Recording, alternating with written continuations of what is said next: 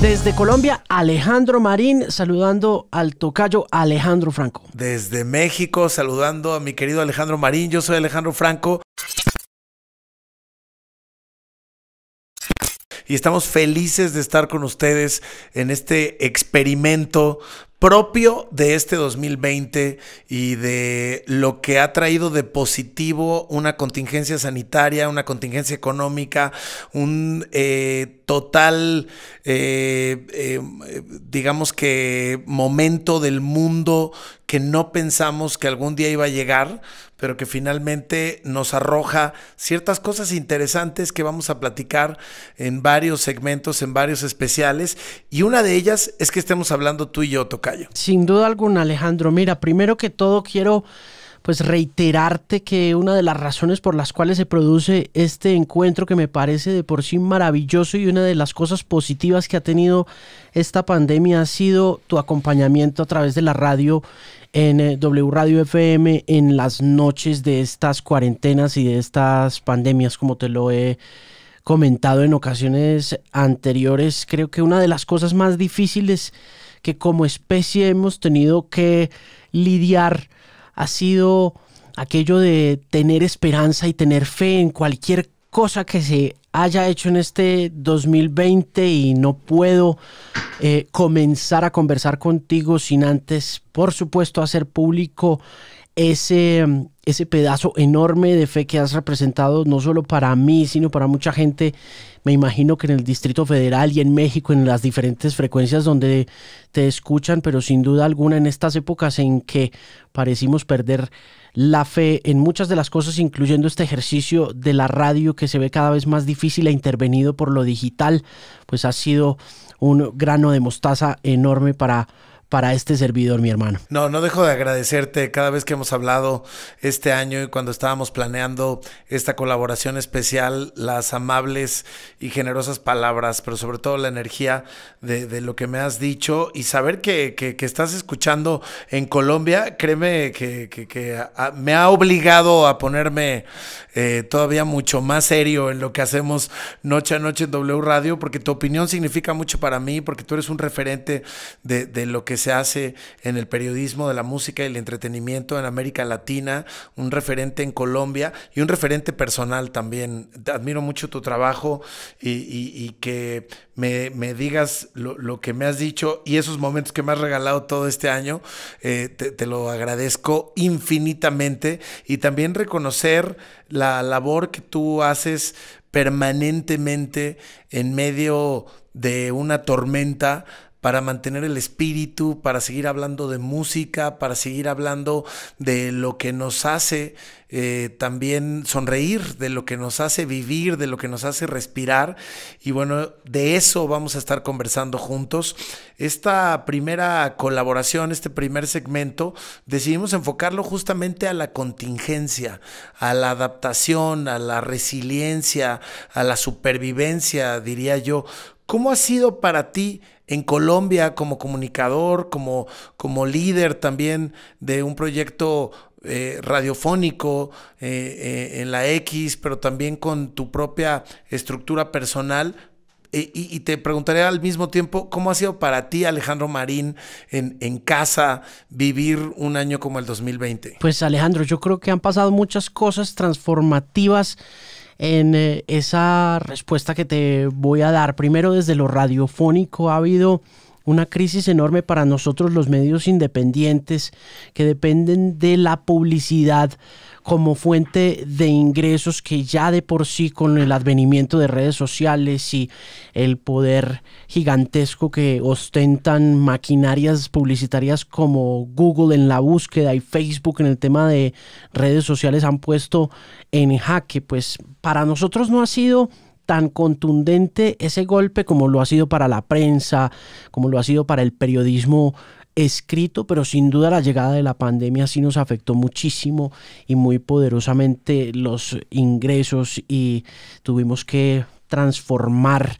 un montón de cosas a nivel administrativo, pero asimismo creo que lo talentoso, lo recursivo, lo creativo termina dándonos muy buenas sorpresas y unos acercamientos muy interesantes hacia eso que es la música, y que en mercados mucho más pequeños al mercado con diferencia del mexicano, o si lo pones en paralelo al mercado mexicano, son muy difíciles de hacer. Este tema de el compartir con un músico, con un artista a través de Zoom, debido a esa contingencia, y sometiendo también al músico a una nueva dinámica de promoción que, como te digo, en mercados emergentes o mercados pequeños como el colombiano es como tan difícil de establecer, se logró. De manera que, si bien por el lado administrativo tuvimos que hacer esfuerzos muy significativos para no dejar ir a mucha gente, para mantener las nóminas quietas, reduciendo los sueldos,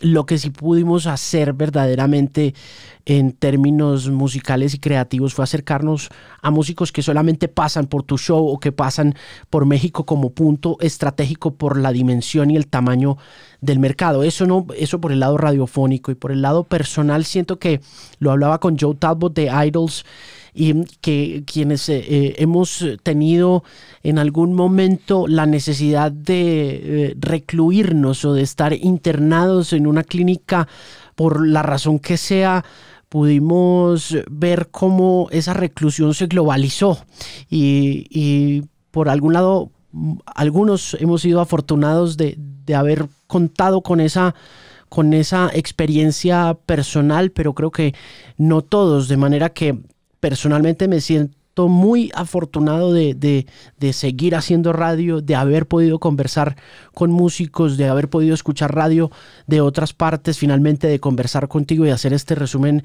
anual, y eso más o menos encapsula la experiencia desde todos los frentes. Sin duda alguna, Colombia y México siempre han sido países hermanos, siempre tenemos similitudes buenas y malas, ¿no? En todos los sentidos y en diferentes ámbitos, y creo que hemos estado muy al pendiente de lo que pasa entre estos dos países. Hay muchos amigos, hay muchas referencias, hay muchos artistas que compartimos, y yo te diría que acá ha sido lo mismo, ¿no? Ha sido un tema de supervivencia. En W Radio tuvimos una cosa muy curiosa.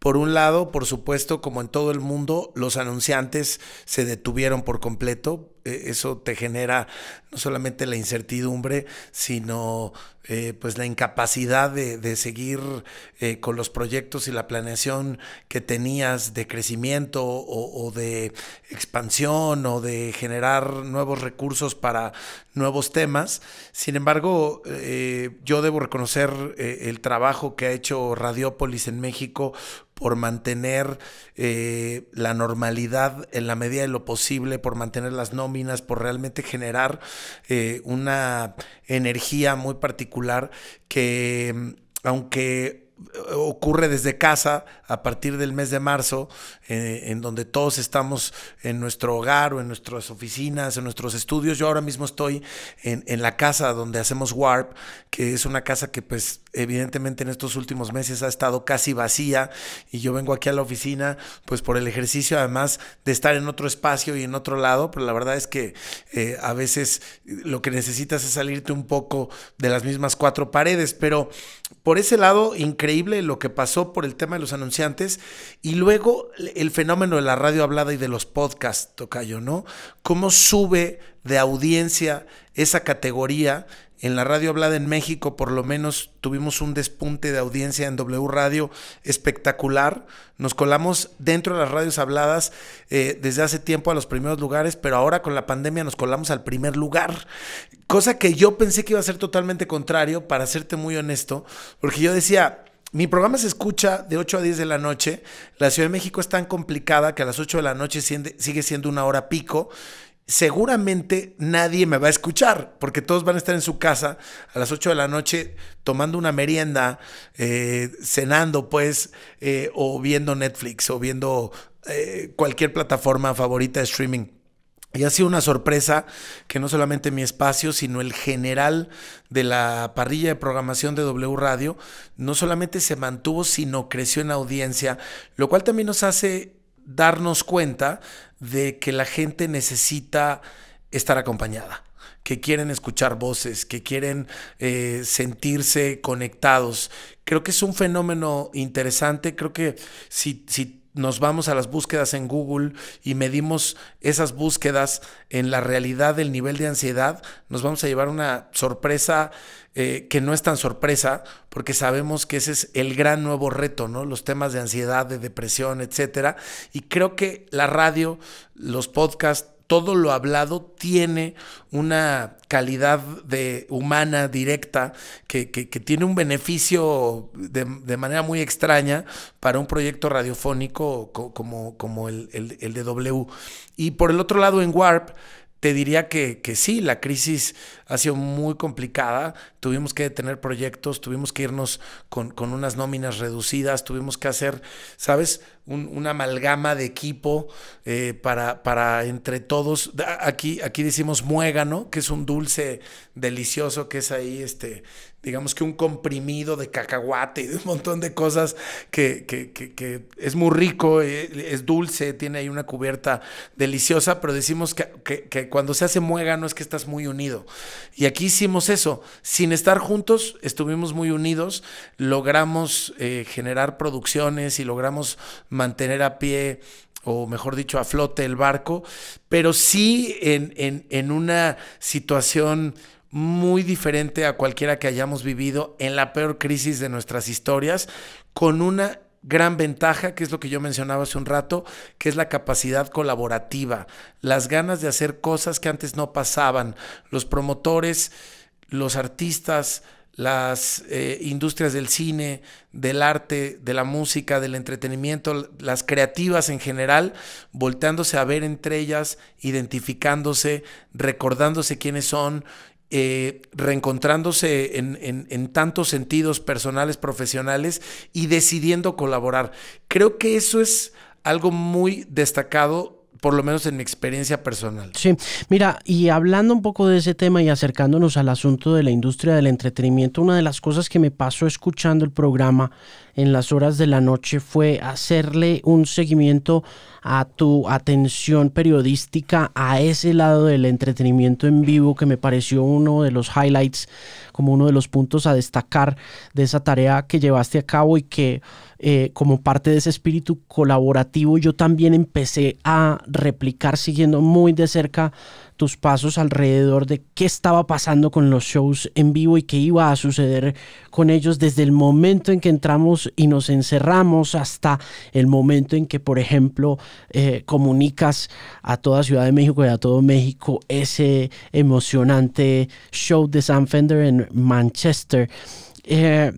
Creo que vale la pena hablar un poco de eso, Alejo, porque, como te digo, inmediatamente después de que empecé a seguirte los pasos, también mirando un poco el entorno en la capital, siento que el discurso de la radio hablada cambió para bien, se transformó con un tono periodístico muy conectado a todas esas necesidades de las que venías hablando, y que hicieron de la radio algo curiosamente esencial en la vida de la gente, incluso en horarios picos donde todas las calles estaban casi que vacías, por lo menos en el caso de Bogotá, y terminamos de todas maneras marcando diferencias muy importantes. Tú por tu lado, pues en ese horario de 8 de la noche, y yo por la mañana, pero sí creo que fue muy interesante ver esa transformación y la crisis del negocio en vivo, ¿no? ¿Cómo viviste tú eso y cómo concluyes este 2020? Yo creo que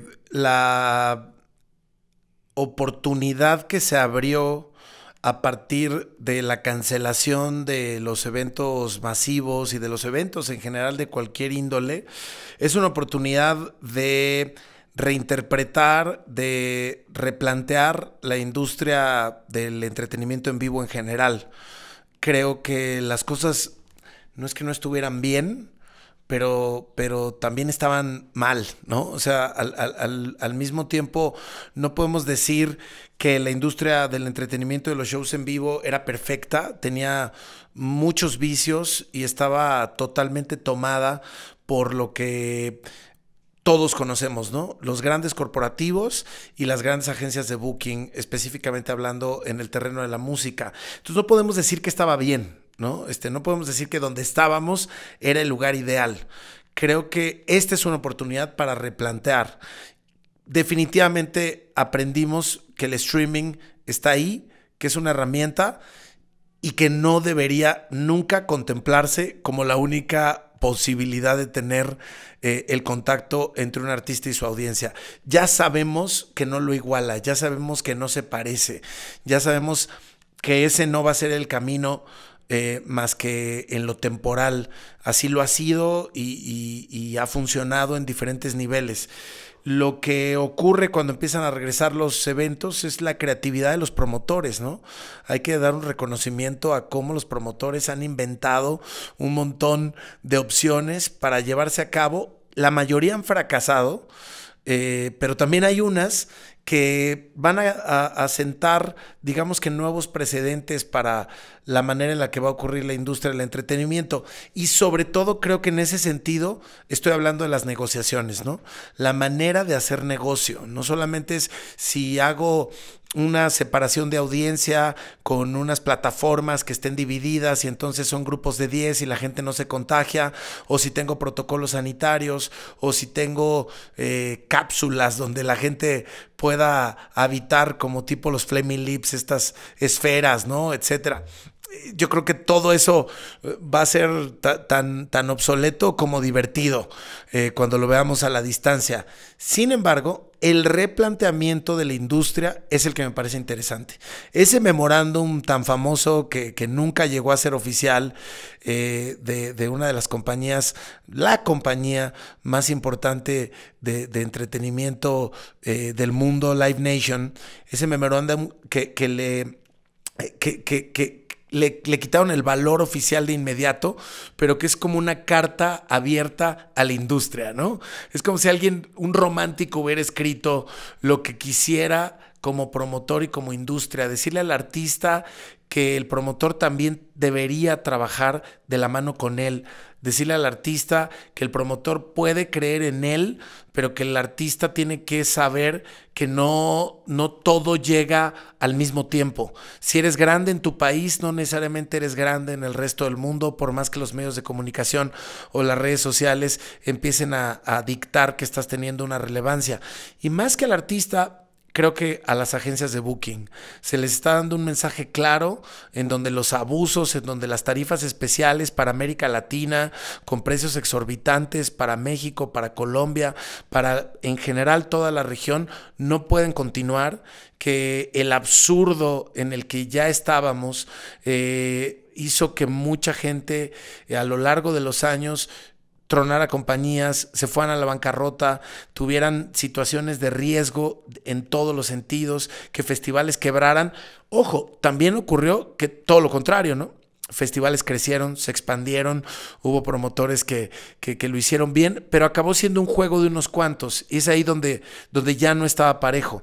Las grandes corporaciones de cada país son las que estaban teniendo una correspondencia con las corporaciones internacionales y entonces se había hecho un juego de muy pocas personas, injusto para el promotor, peligroso para el promotor y también creo que sin una sensibilidad del lado del artista, que al final nunca se enteraba de nada, o cuando se enteraba quizás se hacía de la vista gorda. Creo que hoy ya no puede caber ese modelo de antes. Ojalá que hayamos aprendido algo. ¿Será que va a suceder y no nos vamos a consolidar? Porque yo siento que los pequeños o los medianos pues han sufrido mucho.